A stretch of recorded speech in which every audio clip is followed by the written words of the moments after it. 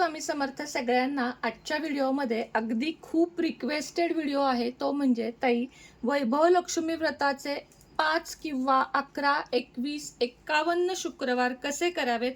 तर म्हटलं चला आजच्या सारखा शुभ मुहूर्त नाही आणि तुम्ही हा व्हिडिओ संध्याकाळी बघाल तर संध्याकाळपासून पुढच्या शुक्रवारपासून सुद्धा चालू करू शकता। हे जे व्रत आहे यासाठी सगळ्यात आधी आपल्याला ही वैभव लक्ष्मी व्रताची पुस्तिका किंवा ग्रंथ ज्याला आपण म्हणू शकतो ते लागते। त्यानंतर उद्यापनासाठी वगैरे आपण नंतर मी सांगेन। या दिवशी आपल्याला सात्विक विचार मनात ठेवून व्रताचा आरंभ करायचा। घरातले वातावरण शांत प्रसन्न ठेवायचे आणि इतरांनाही हे व्रत सांगायचे जसे मी तुम्हाला सांगत आहे। उद्यापनाचे शुभ समय या व्रताचे पुस्तक सवाष्ण आणि कुमारिकांना देण्यासाठी विसरू नका।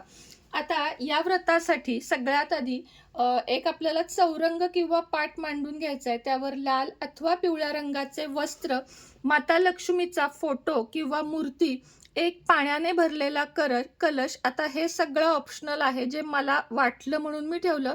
2 गजलक्ष्मी, त्यानंतर श्रीयंत्र असावेच आपल्याकडं। श्रीयंत्र ठेवायचे आहे। श्रीयंत्र झाल्यानंतर दक्षिणावर्ती शंख जो असतो तोही पूजेमध्ये ठेवायचा आहे। गणपतीची पूजा आपण देवघरातच करून घेतो, त्यामुळे त्याची वेगळी आवश्यकता नाही। या व्रताची सुरुवात सगळ्यात आधी श्रीयंत्राला वंदन करण्यापासून होते। म्हणजेच आपल्याला श्रीयंत्राला सगळ्यात आधी कुंकू हळद जे काही आपल्याला चंदन हे सगळं व्हायचं आहे ते वाहून करायची आहे। तर श्रीयंत्राला माझे वंदन असो, अशीच या व्रताची सुरुवात असते। आता हे व्रत म्हणा मी वयाच्या 15व्या वर्षापासून करते आणि जे जे आजपर्यंत माता लक्ष्मीला मागितलं लहान मोठं ते मला तिनं सगळं दिलं। तर श्रीयंत्राला माझे वंदन असो आणि श्रीयंत्राला नमस्कार करून घ्यायचा। खूप साधी सोपी पद्धत। त्यानंतर यामध्ये ज्या अष्टलक्ष्मी असतात, आता बघा, श्री आदिलक्ष्मी माता, हे आदिलक्ष्मी माता, तू जशी शीलाची मनोकामना पूर्ण केलीस, सर्वांची मनोकामना पूर्ण कर आणि सर्वांचे कल्याण कर। श्री धान्यलक्ष्मी माता, तू जशी शीलाची मनोकामना पूर्ण केलीस तद्वत सर्वांची मनोकामना पूर्ण कर आणि सर्वांचे कल्याण कर, असे म्हणत या सगळ्या लक्ष्मींचे, आता ही आदिलक्ष्मी, ही धान्यलक्ष्मी, धान्यलक्ष्मी म्हणजे आपल्याला धन देणारी, त्याच पद्धतीनं धनलक्ष्मी म्हणजे धन देणारी, धनाचा वर्षाव करणारी, हे धनलक्ष्मी माता, तू जशी शीलाची मनोकामना पूर्ण केलीस तद्वत सर्वांची मनोकामना पूर्ण कर आणि सर्वांचे कल्याण कर। श्री विजयालक्ष्मी माता, तू जशी शीलाची मनोकामना पूर्ण केलीस तशी सर्वांची मनोकामना पूर्ण कर आणि सर्वांचे कल्याण कर। आता पुढची श्री ऐश्वर्यलक्ष्मी माता, हे ऐश्वर्यलक्ष्मी माता, तू जशी शीलाची मनोकामना पूर्ण केलीस तशी सर्वांची मनोकामना पूर्ण कर आणि सर्वांचे कल्याण कर। हे वीरलक्ष्मी माता, तू जशी शीलाची मनोकामना पूर्ण केलीस तशी सर्वांची इच्छा पूर्ण कर आणि सर्वांचे कल्याण कर। श्री संतानलक्ष्मी माता, हे संतानलक्ष्मी माता, तू जशी शीलाची मनोकामना पूर्ण केलीस तशी सर्वांची मनोकामना पूर्ण कर आणि सर्वांचे कल्याण कर। आता श्रीयंत्र समोर घेऊन वंदन करायचे आहे, हे सगळं मी तुम्हाला सांगितलं। यानंतर बघा, हे लक्ष्मी स्तवन अत्यंत जास्त महत्त्वाचे आहे, जे मी प्रत्येक शुक्रवारी म्हणत असते।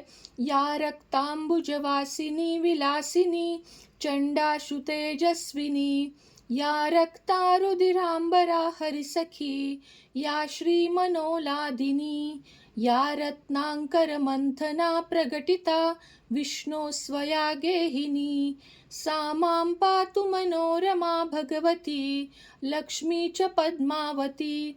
जिथे लाल कमळात वास्तव्य असते, जी शोभादायक आहे, जी प्रचंड तेजकिरणांनी युक्त आहे, जी संपूर्णपणे लाल आहे, ती आरक्त वस्त्रे परिधान करते, जी भगवान विष्णूंना अत्यंत प्रिय आहे, जी मनाला आनंद देते, समुद्र मंथनातून प्रगट झालेली आहे, विष्णू पत्नी आहे, जी कमळात जन्मलेली आहे आणि जी अतिशय पूज्य आहे, हे लक्ष्मी देवी माझे रक्षण कर। आता सौभाग्यवती स्त्रियांनी हे व्रत करावे. कुमारिका किंवा कोणतीही सौभाग्यवती नसेल तर हे व्रत करू शकतात. स्त्रीऐवजी पुरुषांनी हे व्रत जास्त केले तर फायदा अधिक मिळतो. व्रत पूर्ण झाले की संकल्प सोडून पुन्हा व्रत करावा. पवित्र भावनेने करा, श्रद्धेने करा. कंटाळा करून हे व्रत करू नका. 11-21 शुक्रवार करा. पुस्तकात सांगितल्याप्रमाणे हा विधी आपल्याला करायचा आहे. आता मी 5 करणार आहे. बघूया पुढे जाऊन 11 पण करेन, कारण तसा आज मला संकल्प करायचा आहे. विविध रूप वगैरे सगळं आपण बघितलेलं आहे. लक्ष्मी स्तवनाचा पाठ हे सगळं बघितलेलं आहे. यानंतर वैभव लक्ष्मी व्रत कथा ही पण महत्त्वाची आहे. ही वाचन करायची आहे. आता मी इथं तुम्हाला ही वाचन करून दाखवत नाही, कारण विनाकारणच व्हिडिओ खूप मोठा होईल. कधीतरी दाखवेन, असं नाही. यामध्ये बघा वेगवेगळे अनुभव आहेत जे लोकांनी आपल्याला सांगितलेले आहेत, म्हणजे खरे अनुभव आहेत. त्यानंतर वैभवलक्ष्मी मातेचे व्रत संपूर्ण करताना आरती झाल्यावर हे एक श्लोक म्हणायचा आहे. पत्र्या भागवदान मान चरणम प्रक्षालनम भोजनम. हा श्लोक सुद्धा आठवणीने आपल्याला म्हणून घ्यायचा आहे. चला आता आपण व्रताची मांडणी अगदी थोडक्यामध्ये कशी करायची ते तुम्हाला सांगते. आता इथं मी अष्टलक्ष्मी कलश ठेवला आहे. तुम्ही कोणताही कलश या ठिकाणी ठेवू शकता. माझ्याकडे अष्टलक्ष्मी कलश आहे म्हणून मी ठेवला. त्यानंतर मी यांनाच हळदी कुंकू लावून घेत आहे. आपल्याकडे जर प्लेन तांब्या असेल, म्हणजे कलश असेल, तर तुम्ही कलशाला हळदी कुंकवाने स्वस्तिक काढू शकता. पण मी या ठिकाणी फक्त कुंकू लावून घेत आहे, हळद कुंकू, कारण की माझ्या ह्याच्यावर या अष्टलक्ष्मी कलश आहे. आता याच्यामध्ये सुद्धा कलशामध्ये पाणी घालावे. त्यानंतर थोडेसे अक्षता घालाव्यात, सुपारी घालावी आणि फूल घालावे. चंदन, हळद, कुंकू हे सगळं घालून घ्यावं. त्यावर खाली आपल्याला आधी हे काढून घ्यायचं आहे, म्हणजे थोडीशी तांदळाची रास ठेवायची आहे. अगदी थोडी ठेवली तरीही चालते, कारण ही आपल्याला नंतर पक्ष्यांनाच घालायची असते. भात करून खाल्ला तरीही चालतं, असं काही नाहीये. याच्यावर पण कुंकवाने थोडंसं लाल करून घ्यायचं. प्लेन अक्षता वापरायच्या नाहीत. याच्यावर हा कलश ठेवायचा. आता माता लक्ष्मीची विधिवत पूजा करून घ्यावी, म्हणजे हळद, कुंकू, चंदन, गुलाबाचं अत्तर, शंखाची पूजा हे सगळं विधिवत करून घ्यावं. तुम्हाला इच्छा असेल तर तुम्ही कलशाला सजवू शकता, नाही तर नुसता कलश ठेवला तरीही चालेल. गेज वस्त्र म्हणजेच कापसाची माळ ह्याला वाहून घ्यावी पूजा करण्याच्या वेळेस. ही सुद्धा ऑप्शनल आहे, नाही वाहिली तरीही काही फरक पडत नाही. जितकं साधं सोपं करता येईल तेवढं करायचं. या कलशावर एक वाटी ठेवावी. त्यामध्ये पुन्हा थोड्याशा अक्षता मी ठेवत असते. चांदीचा, सोन्याचा दागिना नसेल तर 1 रुपयाचे नाणे चालेल. मी या ठिकाणी माझी अंगठी ठेवत आहे. ती अंगठी आधी पाण्यातून काढून घ्यावी. इच्छा असेल कलशाला सुद्धा असं सुंदर तुम्ही सजवू शकता, की दागिने, मंगळसूत्र असं, कारण शेवटी ही माता लक्ष्मीची पूजा आहे. त्यामुळे जेवढं तुम्ही सुशोभित, सुगंधी कराल तेवढीच माता लक्ष्मी तुमच्यावर प्रसन्न होते, हे लक्षात ठेवा. पण पाहिजेच असं काहीही नाही, कारण या सेवेमध्ये आपल्या भावाला महत्त्व आहे. म्हणजेच कशाला? आपल्या श्रद्धेला महत्त्व आहे, बाकी कशालाही नाही असं मला तरी वाटतं. तर असं मी छानपैकी कोल्हापुरी साज घालून घेतला आहे, कारण माझी आई आहे महालक्ष्मी कोल्हापूरची, जी मागं तुम्हाला दिसते ना फोटोमध्ये ती. आणि मंगळसूत्र पण घालून घेत आहे, कारण अशा पूजांना नेहमी मला असं वाटतं की घालावं, छान दिसतं. सवाष्णीचं लेणं आहे तर तेही आपण घालून घेऊया या ठिकाणी.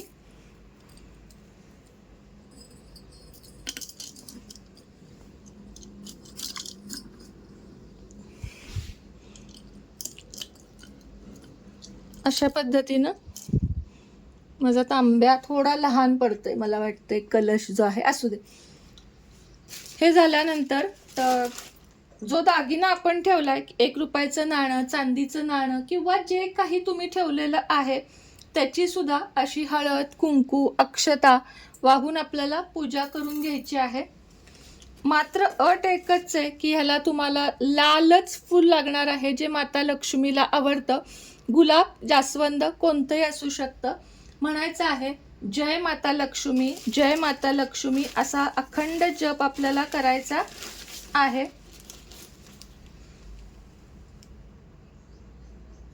जय माता लक्ष्मी, जय माता लक्ष्मी, जय माता लक्ष्मी, जय माता लक्ष्मी, जय माता लक्ष्मी, जय माता लक्ष्मी. इथं मी शेजारी गजलक्ष्मी ठेवून घेत आहे. श्रीयंत्राची सुद्धा इथं पूजा करून घेऊया. आज बघा मला नेमकी फुलवाल्यांनी ना एकच लाल गुलाबाचं फूल दिलंय. माझी जी ओळखीची आहे ती मला भरपूर फुलं देती आणि हिनं अगदी मोजून एक फूल दिलंय. असं करतात, पण असू दे, काही हरकत नाही. आता याच्या शेजारीच ना मी नंतर लक्ष्मी कुंचनची सेवा पण करणार आहे, कारण ती पण मी सध्या करते आणि श्रावण महिनाभर मी ती पूजा करणार आहे. अगदी साध्या पद्धतीनं करणार, पण करणार. जय माता लक्ष्मी, जय माता लक्ष्मी, जय माता लक्ष्मी, जय माता लक्ष्मी, जय माता लक्ष्मी, जय माता लक्ष्मी. बघा किती छान वाटते. आता आपण तुपाचा दिवा लावून घेऊया. अखंड मनामध्ये म्हणायचं आहे जय माता लक्ष्मी आणि दिव्याची पण पूजा करून घ्यायची आहे. जय माता लक्ष्मी, जय माता लक्ष्मी, जय माता लक्ष्मी, जय माता लक्ष्मी, जय माता लक्ष्मी, जय माता लक्ष्मी, जय माता लक्ष्मी, जय माता लक्ष्मी, जय माता लक्ष्मी, जय माता लक्ष्मी, जय माता लक्ष्मी, जय माता लक्ष्मी, जय माता लक्ष्मी, जय माता लक्ष्मी. आणि मग आता गुलाबाचा अत्तर लावते, उदबत्ती लावते. त्याशिवाय आपल्याला सुगंधित असं वातावरण निर्माण होत नाही. उदबत्ती लावा किंवा धूप लावा, दोन्हीपैकी काहीही चालतं आपल्या आपल्या ह्याच्यानुसार. आणि दिवे पण तुम्हाला हवे असतील तुम्ही जास्त लावू शकता. मी पण या ठिकाणी अजून 2 तुपाचे दिवे लावणार आहे. मी 2 समया लावणार होते, पण काय झालं, मागं एक देवघरात लावली आहे ना मी. आणि देवघरात सुद्धा ही पूजा मांडू शकता अगदी छोट्या पद्धतीनं. मांडणी खूप केलीच पाहिजे असं पण काही नाही आहे. पण बघा तुम्ही, आपण जेवढं असं काही करू, मी काही याच्यात फार सजावट केलेली नाही आहे, फारसं डेकोरेशन केलेलं नाही आहे, तरी पण ही पूजा दिसायला कशी दिसते मला तुम्ही सांगा. आणि हो, मुख्य म्हणजे मोगऱ्याचा गजरा, कमळाचं फूल हे सुद्धा तुम्हाला प्रत्येक शुक्रवारी जमलं तर आणा. आता मी पुढच्या शुक्रवारी आणेन. काल मला जरा फुलंवाल्यांनी हेच केले, नवीन फुलाच्या ताईकडनं घेतलं ना, त्यामुळं. नाहीतर माझ्याकडे असतं, कमळाचं फूल असतो, गजरा असतो, सगळं असतं, पण आज नाही आहे माझ्याकडे काही कारणानं. पण हे बघा, आपण जशी काही सेवा करू ना मनापासून करायची असं मला तरी वाटतं. आता आपण काय करूया, कहाणी मी नाही आत्ता वाचत, आरती मात्र मी तुमच्या समोर करते. म्हणजे कुणाला जर काही मनात असेल की ताई कशी करायची, कोणती करायची, तर ते प्रश्नांचं उत्तर तुमचं तुम्हाला मिळून जाईल. जय देवी जय महालक्ष्मी, वससी व्यापक रूपे तू स्थूल सूक्ष्मी. जय देवी करवर पूर्वासूनी सुरवर मुनिमाता, पुरहर वरदायिनी मुरहर प्रियकांता, कमलाकारे जठरी जन्म विलाधाता, सहस्त्रवदनी नूपुर भूधर न पुरे गुणगाता. जय देवी जय महालक्ष्मी, वससी व्यापक रूपे तू स्थूल सूक्ष्मी. जय देवी मातुलिंग गदा खेटकर विकिरणी, झळके हाटक वाटी पियुष रसपाणी, माणिक रसना सुरंग वसना मृगनयनी, शशिधर वदना राजस मदनाची जननी.